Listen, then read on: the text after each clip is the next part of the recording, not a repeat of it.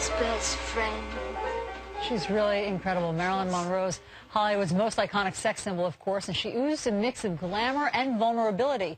Her apparent suicide in 1962 launched countless conspiracy theories and exposed her troubled life. Now, a new book is revealing recently discovered private notes, letters, and poems by Marilyn that disclose the inner demons she was battling. Psychiatrist and Fox News contributor Dr. Keith Ablow joins me now to take a closer look at the mind of Marilyn Monroe. Good morning, Dr. Ablow.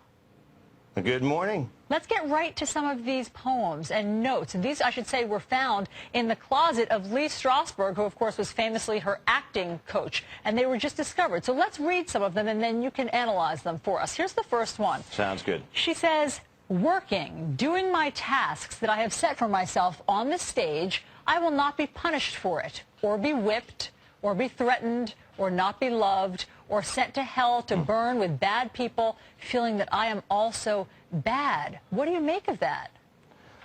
Well, look, that was actually written in response to some extent to her memories of her great-aunt Ida, who apparently was not a very nice person, and some of those negative comments are about the interaction she had with that great-aunt. What you see is a woman of real insight. I mean, she understands that she uses acting as a defense, as an escape, that on stage she's safe, whereas in life she was unsafe even as a child.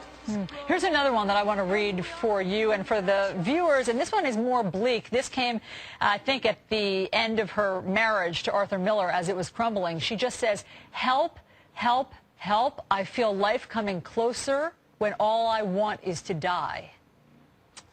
Look, you know, we have the portrait emerging here. You might have thought of Marilyn Monroe as just pretty or just sexy or just a ditz. No. Very deep. She actually speaks psychologically very clearly. After she's gone back to L.A. to film Some Like It Hot, her marriage has crumbled to Arthur Miller. She says a poetic thing, which is, "I want to die, and yet life, these demons of mine, are coming closer." That's the razor's edge on which a lot of people dance. My truth is coming closer. It makes me want to escape. You know, now we're so much more psychologically sophisticated, or at least we like to think so, than in 1962. So in today's terms, how would you diagnose Marilyn? I'd say that she certainly sounds as though she may have been suffering with a depression. I didn't evaluate her, of course. I was born in '61, so that'd be tough. But the bottom line is, look, I'd wonder about a depression. I would really say I'd hesitate to give her a label because I'd want to see her as a person. And I'd say what she's describing there is her attempts to distance herself from her suffering as a young person, then as a young woman, thinking I'm unlovable, when the truth is, yes, you are lovable. These were people who were limited around you, and ultimately, faith could have saved her. If she could have known that intrinsically she was a valuable, worthwhile person in the face of God, then she would have been able perhaps to overcome this. And Dr. Ablow, if these writings had come to light sooner, while she was alive, do you think that they would have made a difference?